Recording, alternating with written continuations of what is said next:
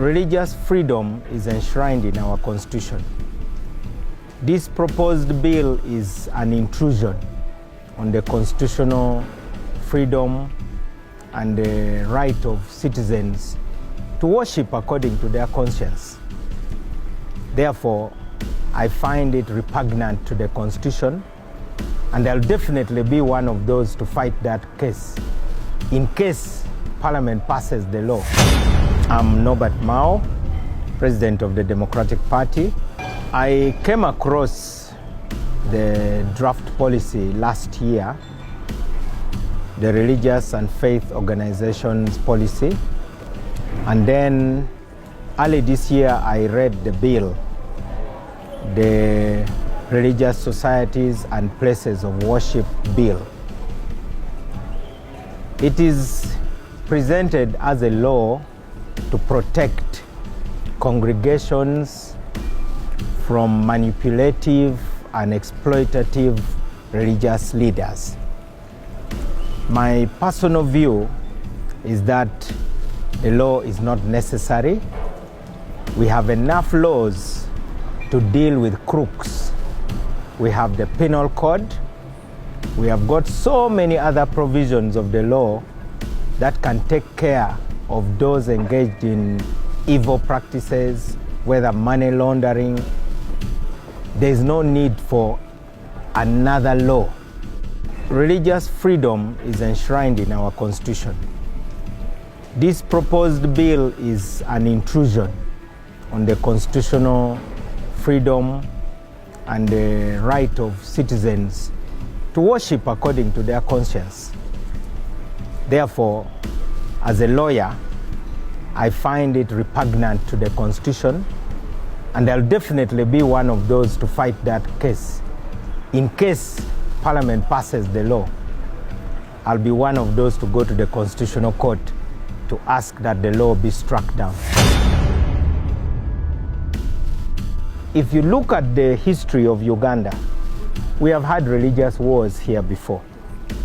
We had Catholics and Muslims on one side, then we had the Anglicans on one side, the so-called Bafaransa and Baingereza.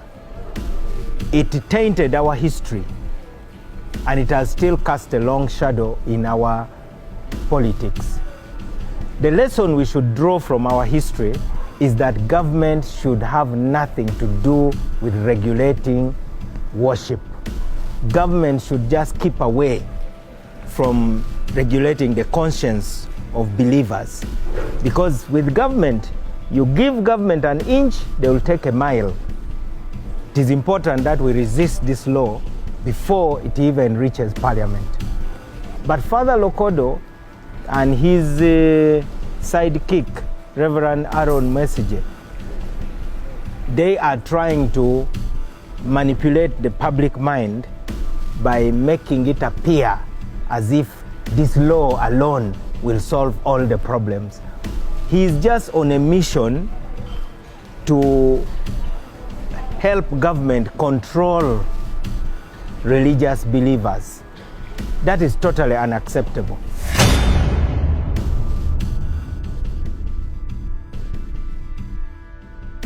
Every time elections are around the corner, the government goes into a panic mode. Now, independent fellowships naturally are a threat to the government's hold on the people's mind. The government does not want any group which is organized outside its jurisdiction. So I believe that the purpose of this is to ensure that everybody is in line.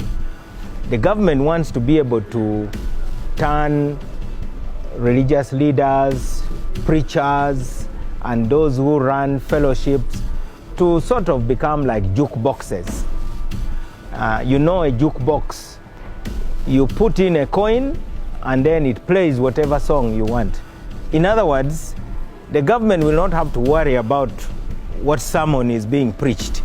It will now be determined from State House. So all these pastors, prophets, apostles will simply be like loudspeakers of the state. And that is what has got to be resisted. The government is uncomfortable with anybody who is going to preach a message which may be contradicting what the government does. But what else do you expect? It is important for those who preach the word of God to get their inspiration from God. But now, the government wants to censor what message the believers get. Believers are going to be listening to preachers who are going to be denouncing corruption, who will be denouncing violence, who will be denouncing immorality in high places. That kind of message worries anybody who does not want to practice what they preach. So the timing is perfect. The government is doing this because elections are around the corner. But they will go beyond the law. They will also try to intimidate people. They will also try to issue threats. I saw the president the other day directly responding to Prophet Elvis Mbonye, saying Prophet Elvis Mbonye is telling lies. That's a direct response from a head of state to an individual preacher. I also saw Imam Muzata, Sheikh Muzata, standing up and denouncing the same religious policy. I believe tomorrow we shall hear other voices. So for now, the voices of dissent are going to increase because freedom of worship and religious freedom is inviolable. Anybody who challenges people with power will always be persecuted. I have been seeing Prophet Elvis Mbonye on TV. I've been following him for a number of years, and he said something which touched me. He said that religious leaders should stop being under the armpits of politicians, and that the time has come to expose false prophets. And he also said political leaders want prophets who tell them what they want to hear rather than the truth. And I was moved by his courage, and he sounded like quite a lone voice, because I know nowadays many of the religious leaders we have today bend towards the government. When I read that he had been summoned to go to Kibuli police, I took interest, and I also went there to see for myself what the case was about. Sometimes you, as an active citizen, you also want to stand with those who stand for the truth, whether you know them or not. And by all accounts, I met him for the first time about a month ago at Kibuli, when he went to report to the CID. I'd never met him before. Then I didn't know what the case was. Then I learned that one of his followers, a member of his congregation, had posted a long tirade denouncing the immunization drugs being used. One Mugisha who decided to call himself Mugisha Elvis Mbonye, and then he posted his views. And I understand that is the reason why Prophet Elvis Mbonye was summoned. If you ask me, I think it is the most stupid case of the millennium. There is no way you can link two separate individuals. There is no way somebody can call himself Norbert Mao on Facebook and he writes something and then you come and arrest me. So there must be something else. But as far as I'm concerned, there's really no case. This is a case of harassment. It is a case of persecution, pure and simple. Yesterday, again, I learned that he was summoned, and I also went to Kibuli again. And later I had a chat with the police officer. And it is now almost 3 months. They claim they have still investigated 70%. It is a ridiculous case. But I fear that because Prophet Elvis Mbonye has been making these big prophetic proclamations about the fate of the nation and denouncing corruption in grand places, and also denouncing opportunistic men and women of God who have abandoned the service of God and instead are now bowing before thrones of political leaders. I think many people see him as a problem. Somebody who is very powerful, I'm sure, is not happy with Prophet Elvis Mbonye. And those are the kind of things that happen when you speak truth to power. But from a strict legal point of view, I don't see any case that can even be taken to court.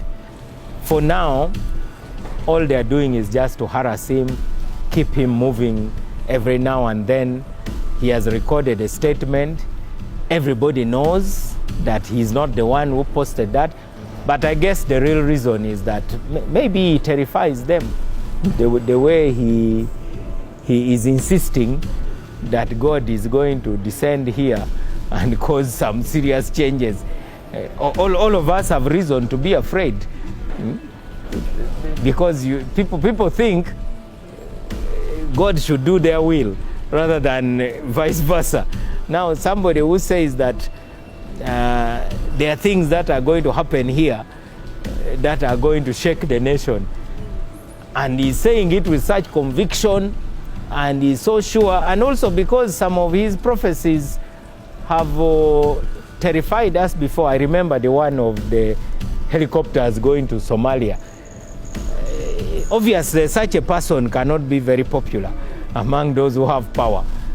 If you have somebody who tells you don't do this and you do it, then soldiers die, then you get very worried.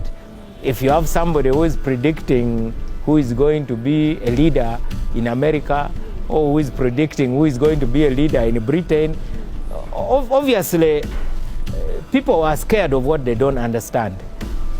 So I think those are the reasons why they are harassing him. He shines a light where people would prefer darkness. So they actually don't know him. That's what the police officer said. Yeah, I think they have created a caricature of a man. They have created some caricature that they keep on denouncing. Now, when he finally showed up at the police officer's office, and this is a senior police officer, he's a commissioner. So I asked him, so what do you think of Prophet Elvis Mbonye? Then he said, I thought he was a very arrogant man, full of himself. And I said, now what do you think? Then he said, well, I found him to be extremely humble and loving and so unassuming. I think those who make those reports have presented him in a totally different light. So people expect a totally different person altogether.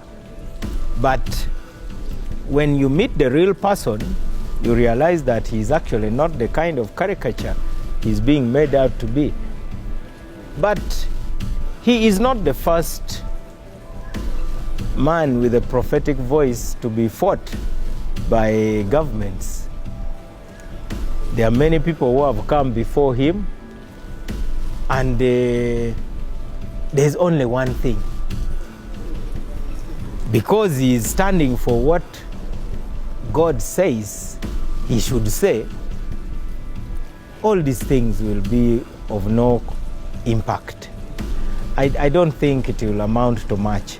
It will just be a form of harassment. If he was what they were saying he is, then there would be a chance that they can take him to court and convict him. But as of now, I think all they're doing is just to harass him and inconvenience him. Actually, we need more Prophet Elvis Mbonyes in Uganda. One is not enough. We need many. We need people who can shine a light where the people want darkness. We want people who can speak truth to debunk the lies. We need people who can address the president directly, because for us, when we address the president, he can answer us because he says, they want my chair.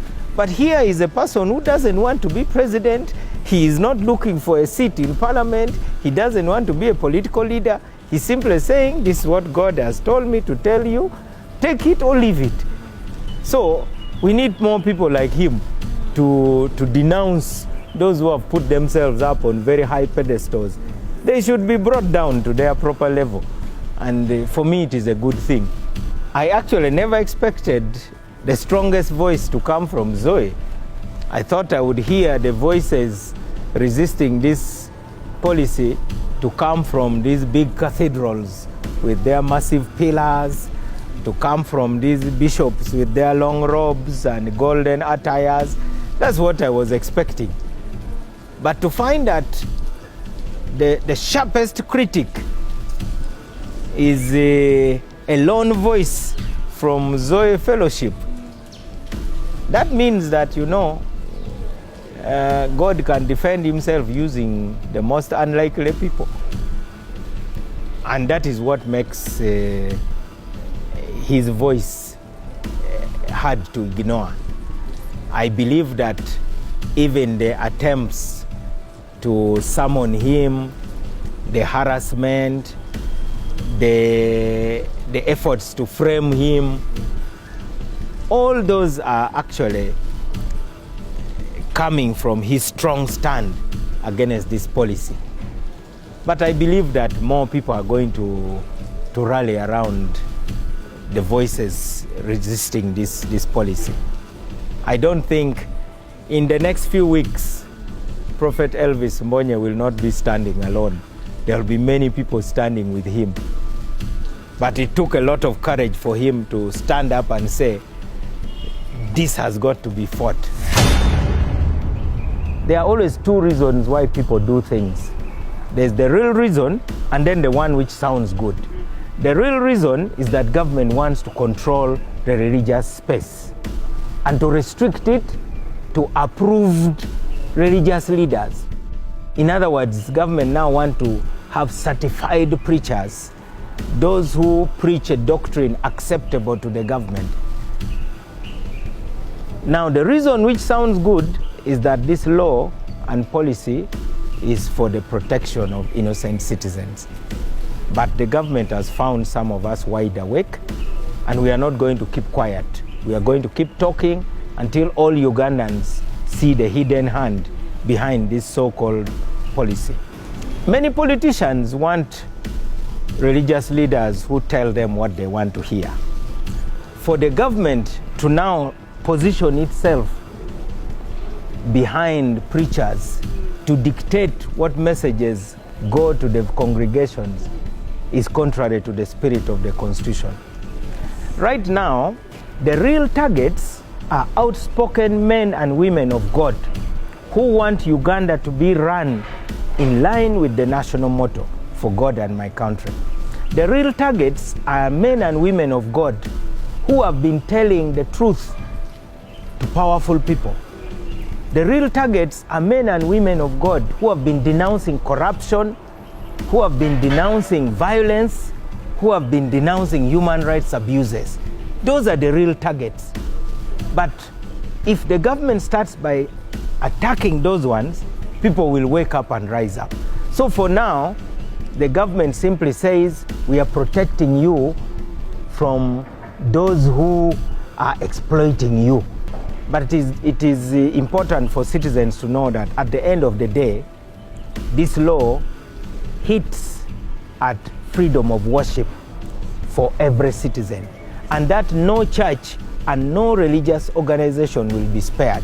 Whether you are a Muslim religious leader, whether you are an Islamic cleric, whether you are a Catholic cleric, whether you are an Anglican cleric, whether you are from the born-again faith, even if you are a Hindu, even if you are Buddhist, even if you are from Tao or whatever faith, this thing will affect you. So it is important for you to realize that nobody is safe. The government is pretending that it has consulted widely. Now, that is a lie. The government has not consulted widely. The government has been putting a few religious leaders in hotel rooms. I think they have held about 25 meetings where the government generally talks about manipulative pastors. Then they serve a sumptuous breakfast. They give allowances to some of those they have invited. Then they claim that whoever has gathered supports the policy. Secondly, the members of parliament themselves have not yet become aware of this law. I've spoken to a few members of parliament, some of whom are shocked that there's even such a law being contemplated. So another way of countering this policy and proposed bill is for members of parliament to organize information sessions. But even more importantly, it is up to those who are anointed by God, the clergy themselves, who are the ones who are being targeted, to also give their official response from a faith-based point of view. They need to answer Father Lokodo. I'm not a preacher by any standard. I'm just an ordinary believer who does not want somebody who preaches to me to be a mouthpiece for the government. I want him or her to be challenging me while standing firmly on the teachings of Christ. When this law takes effect, the government will determine who has the right to preach. The government will determine what message is preached. The government will determine where preaching is done. The government will even determine who goes to which church. It means there will now be official faiths. So Uganda will now have certified belief systems, because now the government will be putting a stamp of approval to determine who has a license. In other words, the government now wants to license people to preach. Our motto says, "For God and my country." We are a country that believes that there is a supreme being, unless somebody wants to change that. But what we don't have is an official state religion. Now, by bringing this religious and faith organizations policy, the government now is stepping in to say, we hereby declare the following to be the acceptable forms of worship as far as we are concerned. In other words, government is now forcing itself in an arena of religious freedom where actually it has no business. That is a very negative development. It is unconstitutional and is contrary to the freedom of conscience that all citizens should enjoy. True, like in all spheres of life, we have bad eggs. But the bad eggs in Christianity and all types of religious beliefs can be dealt with through the laws that exist. As a lawyer of 25 years standing, I can state authoritatively that we have enough laws to deal with the con men and con women who have invaded churches. We have enough laws to deal with the manipulative pastors. We have enough laws to deal with those who have turned places of worship into a den of thieves. We don't need any new law. I call upon the citizens to look beyond the innocent, sweet words of Father Lokodo and realize that when it comes to government, you give them an inch, they will take a mile. So it is important that we resist this law in its infancy. I call upon the members of parliament to read this law and resist it. I call upon my fellow political leaders to stand and defend the Constitution of the Republic of Uganda. Freedom of worship is inviolable.